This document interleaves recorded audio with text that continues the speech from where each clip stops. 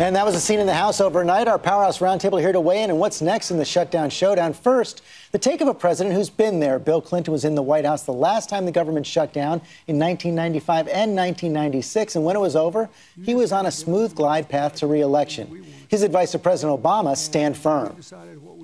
The president has to take the position he's taken, which is you, not me, you voted to spend this money.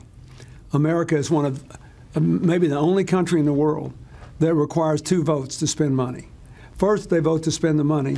Then they got to vote again to issue the bonds to, in effect, borrow the money from the American people to cover the spending they have already voted for.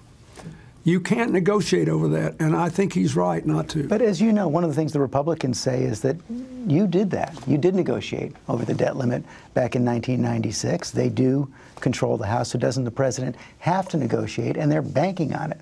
Well, but the negotiations we had were extremely minor, and keep in mind there were 2 different things. Number one is the economy was growing and the deficit was going down. We didn't give away the store, and they didn't ask us to give away the store. It was more like, we got out here on this ledge, please give us some face-saving way to walk back. And we didn't stop negotiating. When we passed the balanced budget bill, for example, there's no opportunity for that in this forum. We don't have enough time. They're mad because they don't want to negotiate. This deadline is coming. October 17th, says Jack Lew. We hit that debt limit. The consequences of not negotiating are so high, default. Yeah, but there's nothing to negotiate with. He shouldn't delay the health care bill. It's the law, and we're opening the enrollment on October 1st.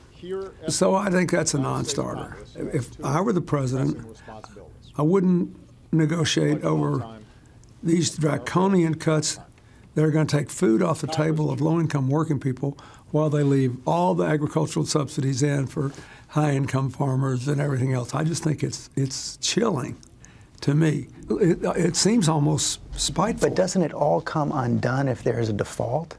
I mean, all this, if you're not going to negotiate, you're betting on the other side simply caving. That's right. This is the House Republicans and the Tea Party people saying, we don't want to negotiate with the Democrats.